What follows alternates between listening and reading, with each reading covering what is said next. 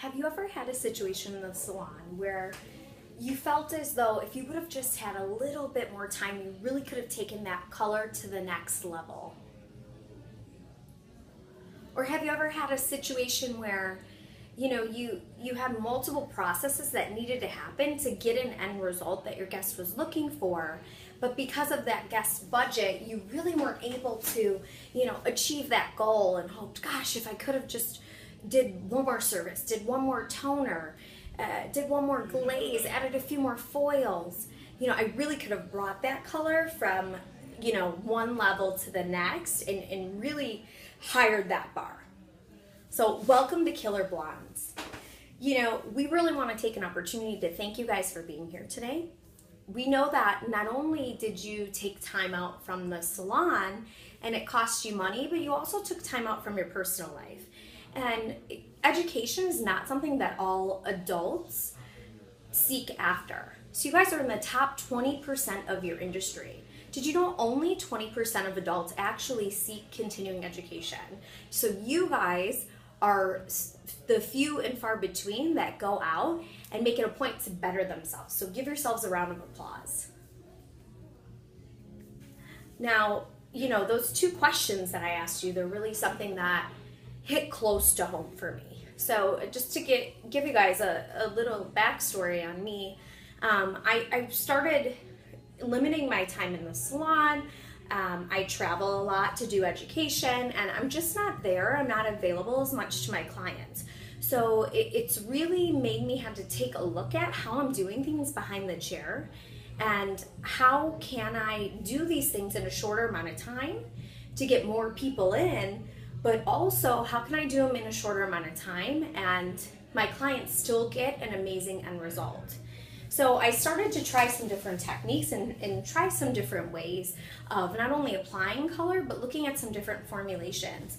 And what I've found is that by using these techniques, I've been able to fit more people in, I've been able to grow my business, and I've also been able to continue to keep my clients happy. Even when my client is working on a budget, I'm able to give them a result that they're happy with, and I'm able to achieve something that is still within what they were looking for with a smaller budget or less foils, less color. So today what we're gonna do is share some techniques with you guys that you're able to use if your guest wants a full look, but you're also able to adapt for somebody and maybe just do in one area of the head or just do it around the face, whatever that might be, in order to give them an amazing end result, but also do it in a short amount of time and do it within a great budget. Do it within a short amount of time and do it within their beauty budget. So that's really helped me along the way, was to find out how much time do we have available and what's the budget that we're looking at. Now, we all agree that we came here to learn something. I'm going to share with you some information that's going to help you to absorb everything that we talk about today, and it's actually going to help you to learn better. Now, this information is something that not only do I use behind the chair or I use when I'm at an educational event and I'm learning something new, but I also use it in my personal life. It's something that's really helped me to grow as an individual and grow within the industry. So like I said, we all agree that we came here with a specific outcome of learning something new. Now, all of us that are here today, we said we're in the top 20% of our industry. So, there's something special and unique about us that makes our clientele want to come to us. We all have our own individual style, and we all have our own way of doing things behind the chair.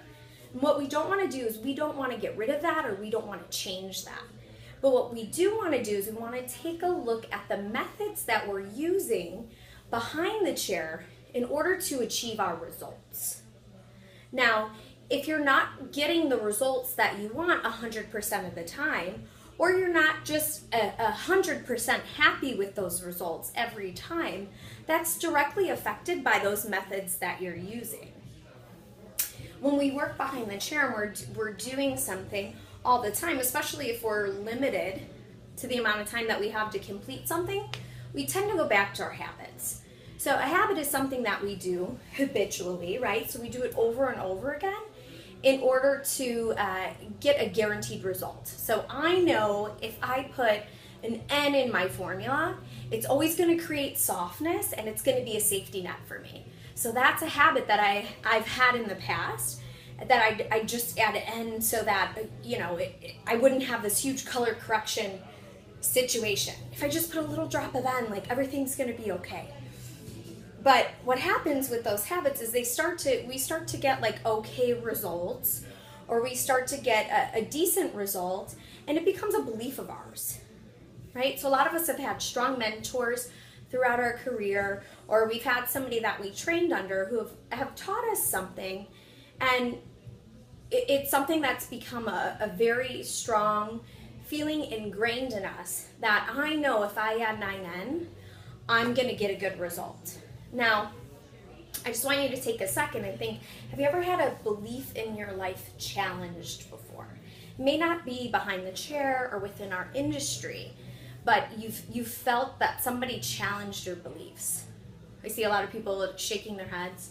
Yeah, so for some of us, it's going to bring up a lot of emotion when our beliefs are challenged. And for some of us, we may say, okay, I'm going to take the opportunity to learn something new and we'll see how it goes.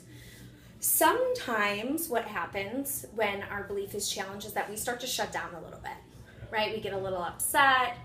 We're not really happy with how we feel or our belief system being questioned, and we shut down, right? So it's going to be really important anytime that we're learning something new. But it's going to be really important today that when we feel that, it's a normal reaction to start to shut down when you feel like your beliefs are being challenged. But what we want to do is stay open to the process, because it's the only way that we're going to achieve those outcomes that we came here for. So we need to stay open